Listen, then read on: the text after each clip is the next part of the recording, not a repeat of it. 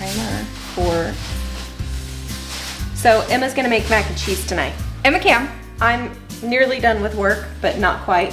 So I'm gonna go finish work and she's gonna do this, but I'm gonna leave you in her capable hands. Don't yell at me. Help you? Would you like to go outside? She is so demanding. She's the most demanding cat that's ever been alive. Not really, but... Most demanding cat you've ever had. That's right. That's right. So, like Auburn said, I am making homemade mac and cheese. The only thing that we're not making from scratch for this is the pasta itself, because that's incredibly finicky. We don't have a pasta machine. I don't want to deal with it. Now, I came across this recipe on TikTok, and she worked, her name is Tini, I think that's how you pronounce it, T-I-N-I, and she unfortunately is a Baltimore Ravens fan, which, you know, we're rivals of them now, but she's a very lovely person and she makes really good food. She has worked with Gordon Ramsay a lot and I just enjoy watching her cooking. And she introduced this recipe to me 2 years ago, I think, because I've been making this at least 2 years, maybe 3 now. Anyway, so the first step in this recipe is to hand grate all of the cheese. Now I'm doubling this because this is all that I'm gonna make for the entire holiday season. So Unless we beg for more. Unless they beg for more, that's right. And what's great about this is that I think after tonight, once it cools and sets, we're just gonna wrap them up and put them in the deep freeze because we have Friendsgiving coming up. And then the second half of the batch, we're gonna split up into smaller portions. It's a make-ahead. Yeah, it's a make-ahead, so we can give those out as gifts or whatever. Now, for the cheese, and again, keep in mind, this is double the recipe. 1 whole block of sharp cheddar. So for the regular recipe, it would just be a half block of sharp cheddar. 2 of the low moisture mozzarella. So for the regular recipe, it's just 1.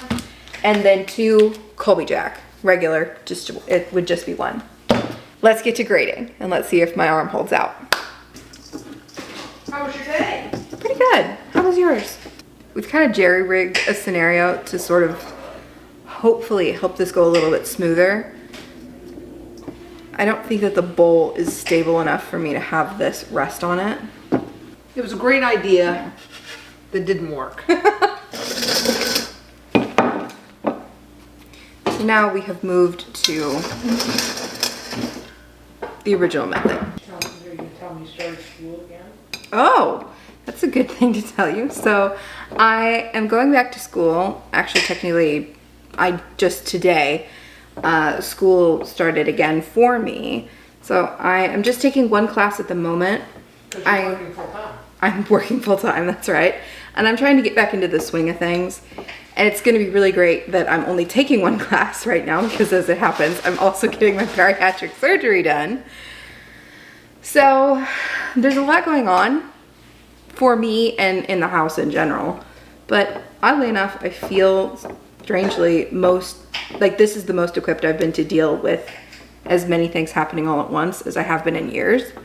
So that's good. Cautiously optimistic. Yeah, definitely feeling optimistic. So as you might know, this is a very labor intensive recipe already just because, you know, we're grating.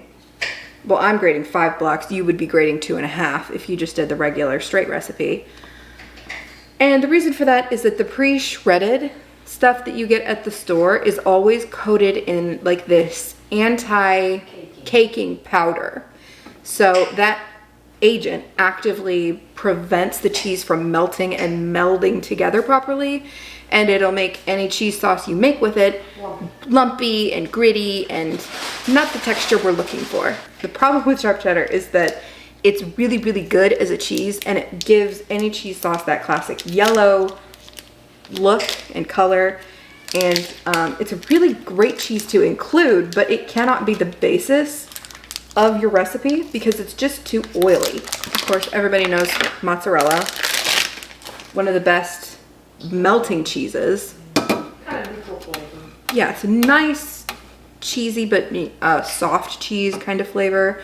It's not pungent or in your face. It goes with everything. It rounds things out. And it's nice because Mom is keeping me company while I'm doing this in the kitchen. And Anthony and Auburn are just down the hall if I wanted to yell and like make myself known.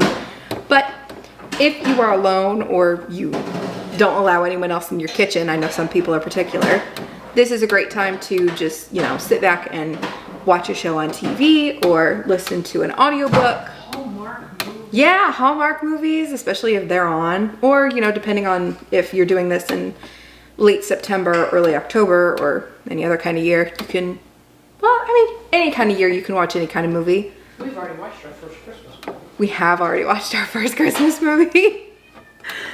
Auburn wasn't feeling the best, and she was like, I want to watch something happy. And she gave us a couple options, and one of them was Hallmark Christmas, and I immediately Said yes. yes, I want to watch that one. I love that for us. Auburn's recording. What? Nothing. You can talk. Okay. So this is what 3 grated cheese blocks look, 3 pounds of grated cheese looks like. We'll check back in when there are 5. Oh my God, there's a fee-fi fo fum coming down the hallway. My faux pas. What you did? What? What did you do? Well, I'm gonna. Where did you No, who did you see? I want him to brag on himself, and I'm trying to line him up, and he's missing every time. What did you do? What were you doing? We're waiting. Look on his face. He's totally Oh. blind. I applied to a job. Ah! And I submitted a cover letter. Ooh. I wrote a cover letter. That was hard work. what's the job? Oh, it's for the game that I'm making the YouTube channel about. It's only his dream job. Oh my God! It's to be a QA tester for the game. That's amazing! I submitted an That's application. incredible! Thanks. Emma Cam. Emma Camp. Someone made the comparison one time online that Tatooine is basically Space's version of Australia. That's accurate. And I was like, oh my God, that's so true. Well, criminals are dangerous animals. Just incredibly weird, really dangerous animals, even for Star Wars. Yeah. They're like, what is that? Here's What the is photo. that? So this, I'm trying to make sure you can see it without tipping the bowl over the floor. This is what 5 pounds of grated cheese looks like. It's the cheese tax, it's a law. The next part would be to boil your pasta. Per recipe, it's 1 pound of pasta. So I'm going to be using 2 pounds of pasta today and 2 different kinds of pasta. There has been some debate about what counts as corkscrew pasta. Let's show 'em my noodles. So these are the ones we have that she argues are not a corkscrew. This to me is not a corkscrew, this is a spiral pasta. This is a corkscrew pasta because it's shaped like a corkscrew. Now I think they are both spiral corkscrew pastas. Now I understand they're not the same noodle, okay? But I don't understand why she is so adamantly against the rotini. It's And it not has to that I have this don't like the rotini, it's just that I preferred this one because it has a hole in the middle and so the cream sauce can get inside. Now I like shells, Yeah. but shells do have a tendency to nest. And when you're baking mac and cheese, I think it's kind of a pain. I love a bow tie pasta because I think it's really fun. I like a penne.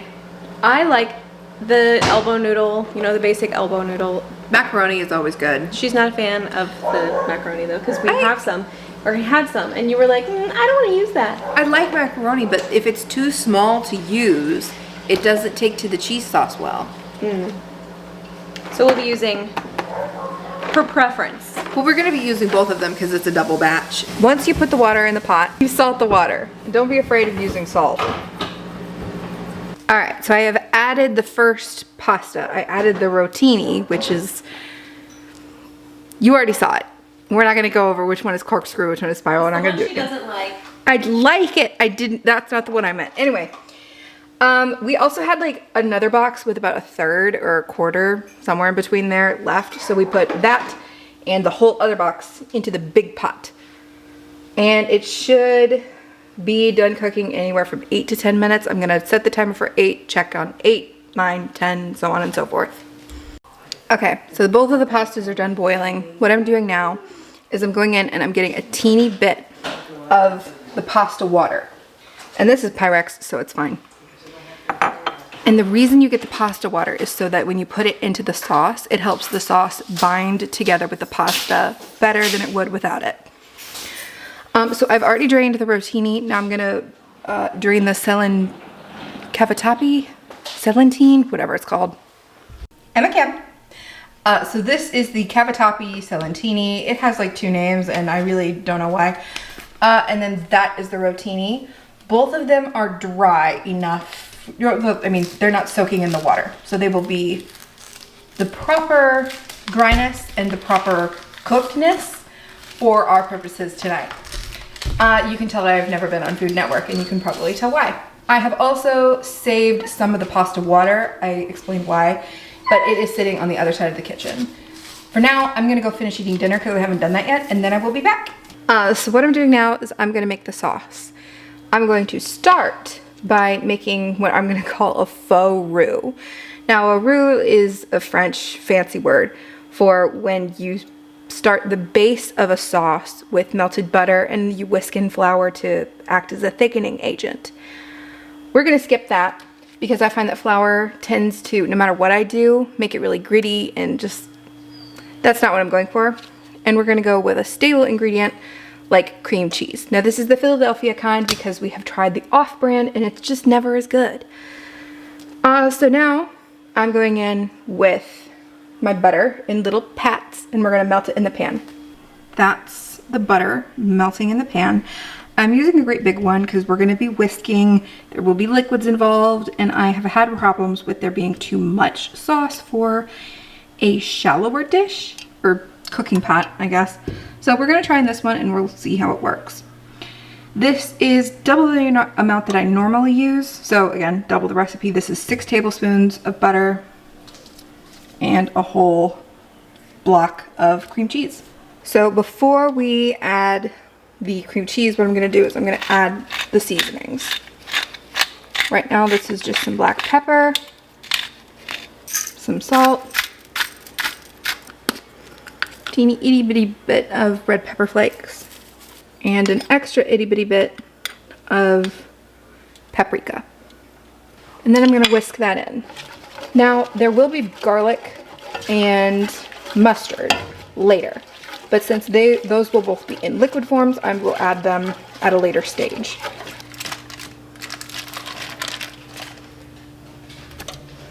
So I have added the cream cheese in there. You can't really see it with that angle, but there's really no good angle, so trust me. And we will wait for that to melt. Let's try this angle. So Auburn found a better angle for the camera so you guys can actually see what I'm doing. So that's 1 can, and now you're adding the second? Yeah, is it supposed to be that texture? Gloopy. I checked the Best Buy and it said November of 2024. It's fine. Okay. They're just like that. Did you shake it before you mixed it? Or before you opened it? No. Well, that's your problem. Shake your cans. Shake your evaporated milk cans. Shake, shake, shake. Shake. And this is really liquidy now, but that is okay. That's great because we're gonna add in well, not all that cheese. We're gonna add in half of that cheese that we grated at the beginning of the video. And we're gonna heat this up and kind of bring the milk not to a boil, but we're gonna warm it up. Yeah, to a low simmer. So that'll thicken it too. So don't worry if you think, oh, that's too liquidy. So now I'm adding in a garlic paste and some yellow mustard. Mustard just deepens the flavor of the cheese and makes it tangy. And of course, garlic is good in everything. The key with this portion of the recipe is to just be patient. Just let it continue to simmer together and meld together and thicken. Don't stir it too much, don't agitate it too much, just check in on it every so often. This is milk, and I am adding in 2 cups of just regular milk. We have Fairlife, you can use any brand of milk you want, it's the same thing no matter where it's from. I'm just adding it in little by little and stirring it to make sure that it cooperates. Now we're going to add in, small handful by small handful, the cheese. Now we are only adding in about half of this cheese, maybe a little bit more than half, and the rest we're gonna layer between the pasta. And you'll see what I mean when we get there, but for now, just add in small handful by small handful of your cheeses.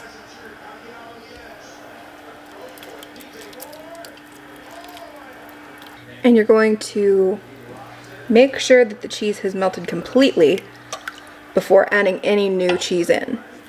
So I have just added the last of the cheese, and the texture is much thicker. It's much more cheesy. I'm much happier with it. I haven't tasted anything yet, but I will once the cheese is melted. Okay, so these are our pastas, and what I'm gonna do now is I'm going to separate the sauce in between them. I'm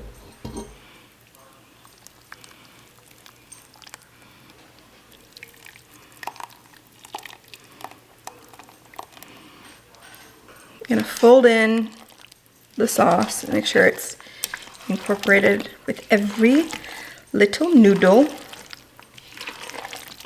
And I actually don't know that I need the pasta water that I saved. It looks like it's sticking really well. Okay, so Mom and I got out 4 of these deep, what do you think these are? 8.5 by 8.5?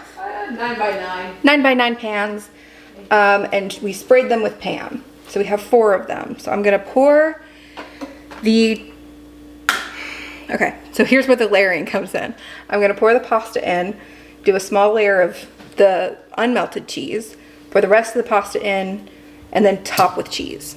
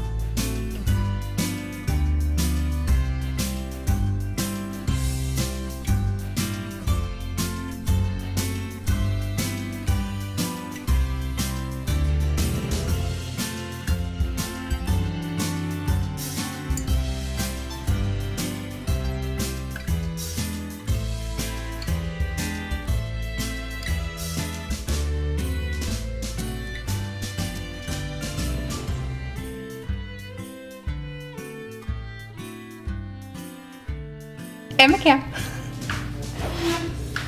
All right, so they are dished up. And now we wait for the oven to finish heating up to 325. They're going to bake just long enough for the cheese on top to get melty and golden brown, because the pasta is already, well, it's mostly cooked. It's just on the right side of al dente. So that's where we're at now. The oven is at 260 right now, so we're just waiting on that. And my cam. So the mac and cheese is now in the oven. We're gonna cook it for about 10 minutes and see where it's at. Again, it's at 325 convection. We're not trying to cook anything really, we're just trying to melt the cheese, and we'll see where it's at in 10 minutes. And if we need to get it on broil in order to make the top like golden brown and crispy, we will do that. Okay, so the rotini pasta is still cooking because there was more of it, so there was more sauce and there was more cheese with it.